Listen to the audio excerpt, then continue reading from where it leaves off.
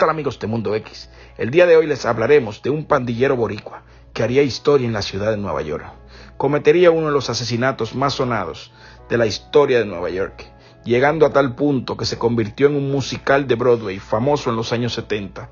Perteneció a la pandilla Los Mau Maus y los vampiros que lucharon por el control de las calles de Nueva York. Hablamos de Salvador Agrón, de Caveman.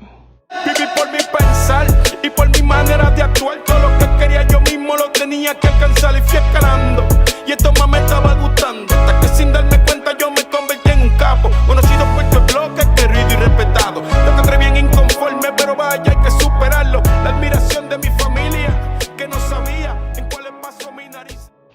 The Caveman fue un pandillero puertorriqueño cuyo nombre de pila era Salvador Agrón.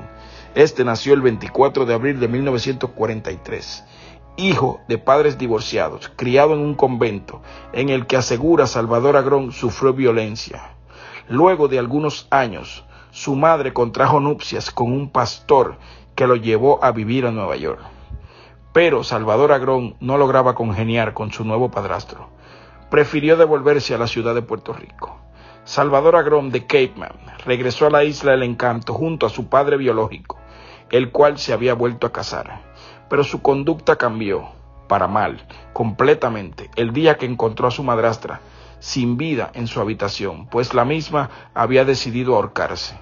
Desde ese momento Salvador Agrón empezó a ponerse rebelde. Tras esa traumática imagen, a raíz de su rebeldía, su padre no podía con esta nueva conducta y lo mandó de nuevo a vivir con su madre a Nueva York, donde finalmente Salvador Agrón, cansando a su familia por todos los problemas que le causó, terminó en las calles de Nueva York, uniéndose a gangas y haciendo una vida de pandillero. Se unió a una banda llamada Los Mau Maus de Brooklyn. Luego se unió a la banda Los Vampiros, llevado allí por Tony Hernández, quien era líder de los vampiros. Fue en la banda Los Vampiros cuando ganó notoriedad al hacerse popular por el lamentable incidente donde asesinó a 2 menores de edad en el parque de Hell's Kitchen en el año 1959 por error. Aunque los homicidios sucedieron por error, ya The Caveman los confundió con los enemigos de la ganga, los escandinavos. La confusión sucedió porque las pandillas se reunían en un enfrentamiento en el mencionado parque.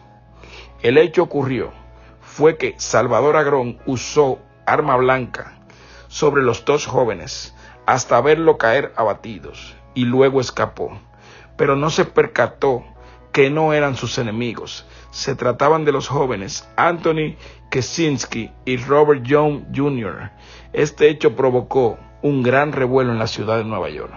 Salvador Agrón se convirtió en The Caveman justamente por este suceso, ya que cuando lo cometió el acto criminal, lo hizo usando una capa negra con un fondo rojo, y a su colega Hernández le pusieron por sobrenombre de Umbrella Man, ya que en el acto solo usó una sombrilla con un filo.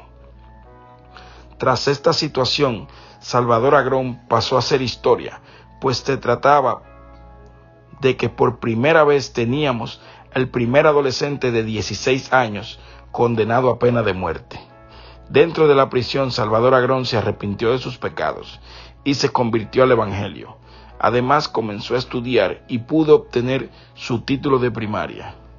Se convirtió dentro de la prisión en un escritor de poemas que algunos periódicos de la época publicaron en sus páginas. Algunos títulos fueron La identidad política de Salvador Agrón, Uru Sasa, Un llamado a la libertad y Justicia y ley.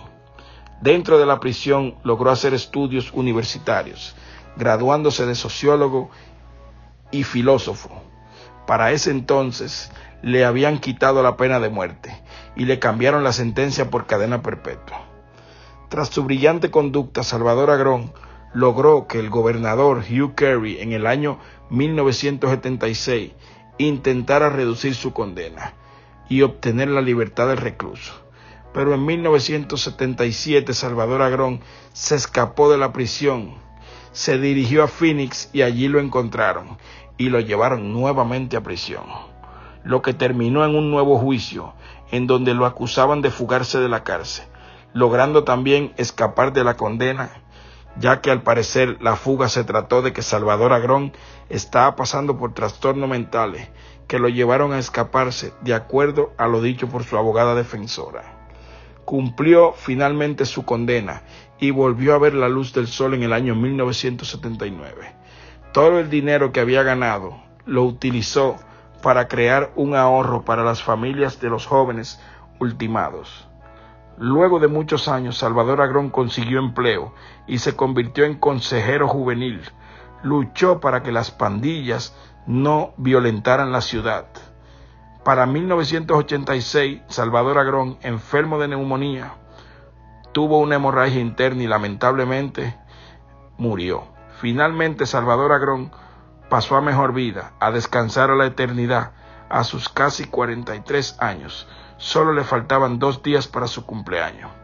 Sobre la pandilla Los Maus Maus, fue una pandilla que operó entre 1950 y 1965, que se fundó en la Gran Manzana, la ciudad de Nueva York. Esta banda se dedicaba a secuestrar, extorsionar, a uso y venta de armas ilegales y crimen organizado. Esta pandilla fue formada tras la separación de algunos miembros de la ganga Apache, quienes crearon Mau Mau, lo que luego terminó en otra ganga, tras la separación por defender el territorio, que se llamó Capellans Mau Mau. Esta ganga la formaron jóvenes de Puerto Rico. Sus primeros líderes fueron Juan Seda, líder principal, Israel Narváez, vicepresidente, Carlos Reyes era warlord.